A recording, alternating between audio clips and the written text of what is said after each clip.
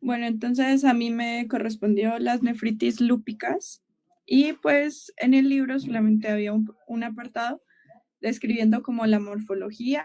Hay de la clase 1 a la clase 6, depende de la gravedad del avance de, pues como de los depósitos de inmunocomplejos.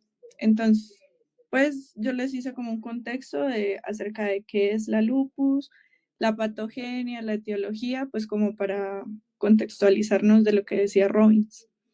Entonces, pues este decía que era una enfermedad autoinmunitaria, pues que afecta a múltiples órganos y es caracterizada por pues los cúmulos o las concentraciones de inmunocomplejos. Estos inmunocomplejos pueden ser de dos tipos. El primero, pues, es de tipo circulante, que quiere decir que los anticuerpos se unen a antígenos que van dentro del núcleo de la célula. Entonces, para que esto suceda, debe haber un daño principalmente pues en las células y en el núcleo, pues para que estos elementos pues sean liberados del núcleo. Y lo segundo es que los antígenos, los anticuerpos vayan dirigidos a antígenos que ya están en el riñón, lo que decía Gaby. Entonces estos van directamente y se depositan en el riñón, entonces causan problemas. Ahí decía pues que uno de cada 2.500 habitantes pues sufren de lupus y que había mayor predisposición en raza negra y los hispanohablantes. Por eso decían pues que en nuestra población era como muy frecuente. Además de esto, pues tenemos que tener en cuenta que se da más frecuente en mujeres con una relación muy grande que es de 9 a 1, 9 mujeres por cada un hombre, y que se presenta principalmente en las edades fértiles que eran de 25 a 35 años. Los principales anticuerpos pues, que vemos en la enfermedad son los anticuerpos antinucleares, que son los ANA. Estos decía que no eran específicos de esta enfermedad, pero pues sí ayudaban demasiado a diagnosticarla. Y los anticuerpos específicos para esta enfermedad eran anticuerpos frente a ADN bicatenario y anticuerpos Smith. Y había otra posibilidad de que los antígenos vayan a células del cuerpo, como son los glóbulos rojos y los lípidos. Entonces, por eso era el síndrome antifosfolipídico. En cuanto a la etiología, pues teníamos factores genéticos, factores inmunitarios y factores ambientales. Hola, espérate, ¿estás corriendo la esta? No, es que Allá. yo no hice diapositivas, hice el Word. Ah, ok, ok, ya. O les proyecto el Word. Es que yo encontré esticas como con imágenes, porque es que yo no había entendido muy bien y no lo puse en el Word. Pues si quieren les pongo el Word, donde está la información que les estoy diciendo. Ah, no, relájate, ¿estás en el grupo, ¿listo? Sí, ya los envié. Ya seguí. Entonces, entre los factores genéticos, pues teníamos un defecto en el mantenimiento de la tolerancia de los linfocitos B y pues también teníamos déficits congénitos de ciertos componentes del complemento, pues que pueden afectar la eliminación de los inmunocomplejos. Entre los inmunitarios, pues tenemos los linfocitos B reactivos y los linfocitos T CD4 colaboradores, pues que van hacia elementos pues de las células propias. En cuanto a los ambientales, tenemos factores que dañan las células como la luz ultravioleta, pues que puede causar apoptosis, interleuquina 1, y pues esto puede dañar el ADN de las células. Entonces, pues sería eso. En cuanto a la patogenia, decía que no había una patogenia específica, sin embargo, lo explicaban desde los factores ambientales, en donde decían pues que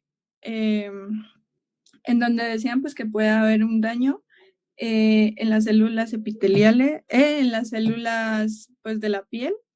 Esto ocasionaba pues que si hubiera un daño en el ADN, lo que ocasionaba pues que la célula tuviera apoptosis y que hubiera pues expulsión o como un daño en la célula, entonces todos los elementos del núcleo pues quedarán expuestos. Entonces en ese momento los antígenos que van hacia pues los elementos del núcleo pueden ir y unirse y formar los complejos antígenos anticuerpos. Entonces, estos quedaban circulando en el cuerpo hasta en el momento en que llegaban al riñón y pues se empezaban a depositar. Y cuando hubiesen pues depósitos grandes que afectaran la funcionalidad del riñón, era que empezaban las nefropatías lúpicas. Esto es importante pues porque más del 50% de las personas que tienen lupus tienen alguna patología renal. Entonces es importante identificarlas y tratarlas porque, como decía la profe, esta es una de las principales, una de las causas principales de la mortalidad del lupus, la enfermedad renal crónica. Entonces aquí empezaban a clasificarlas. De la clase 1 a la clase 6 depende de la gravedad y de los depósitos. Entonces, la primera es la nefritis mesangial mínima lúpica, que es la clase 1. Entonces, pues esta tiene características, digamos, ante la microscopía óptica, características normales. Y ya podemos ver, digamos, algunos cambios en la inmunofluorescencia y en la microscopía electrónica, que son como cosas más específicas. Entonces aquí en el microscopio vamos a ver un glomérulo normal, pero pues aquí ya se empiezan a ver depósitos de inmunocomplejos, aunque no sean demasiados. En la segunda, que es la nefritis proliferativa mesangial, pues ya se da una proliferación de las células mesangiales y ya se acompaña como un acúmulo en la matriz mesangial y pues ya hay depósitos de inmunoglobulinas. Aquí todavía no se da como daño en los capilares ni se da proliferación de los capilares. Y pues aquí se ve más o menos como en la primera, que es esta, pues no se ve tanto, y en la inmunofluorescencia y en la microscopía óptica solamente podemos ver esto, en la microscopía electrónica, pero no en la microscopía óptica.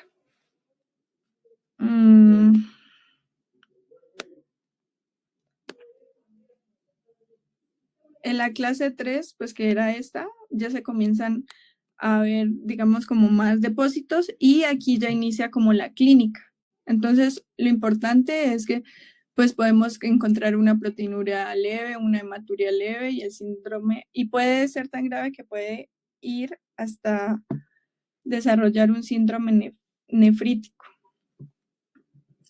Aquí se empiezan, digamos, en algunas ocasiones se empieza a formar medias lunas y aquí ya vemos, bueno, aquí era lo que podíamos dividir la patología. Entonces, hay una patología focal y segmentaria. Esta es focal porque se da en menos del 50% de los glomérulos. Y también podíamos dividirla en dos, que era segmentarias o globales. Segmentarias o globales. Ajá. Entonces, las segmentarias quiere decir que afecta al glomérulo, pero no en toda su extensión. Y la global es que pues ya se daña todo el glomérulo. Aquí empieza a haber inflamación, o sea, infiltración de células inflamatorias, como puede ser un cúmulo de leucocitos, ya puede iniciar como el proceso de que nos lleva a una necrosis capilar. Ya podemos ver que como hay proteinuria, pues ya las células del complemento se van, entonces pueden ocasionarnos como mini trombos dentro del glomérulo, que eso pues se va a transformar en inflamación y posteriormente pues se va a hacer como una cicatriz. Bueno, en la clase 4, que es nefritis lúpica difusa, aquí vamos a ver una afectación de más del 50% de los glomérulos. Estas también pueden ser segmentarias o globales, y los glomérulos afectados pues muestran una proliferación de células endoteliales mesangiales y epiteliales, las cuales producen pues ya medias lunas, y estas ya se expanden a los espacios de Bowman. Entonces aquí ya vamos a ver un poco más la clínica. Entonces, este engrosamiento pues de subendotelial de inmunocomplejos se acumulan tanto que engrosan demasiado la membrana basal, y entonces aparece un fenómeno que se llama asas de alambre. Pues, y esto ya se evidencia demasiado en la microscopía óptica, que es como esto de aquí. Y pues obviamente también se puede ver en la inmunofluorescencia y en la microscopía electrónica. Esta es más grave, pues porque ya puede generar fibrosis. Entonces ya vemos a los glomérulos como tal cicatrizados, y presenta hematuria, proteinuria, y esta ya avanza a, digamos, tener afectaciones sistémicas como es hipertensión e insuficiencia renal grave.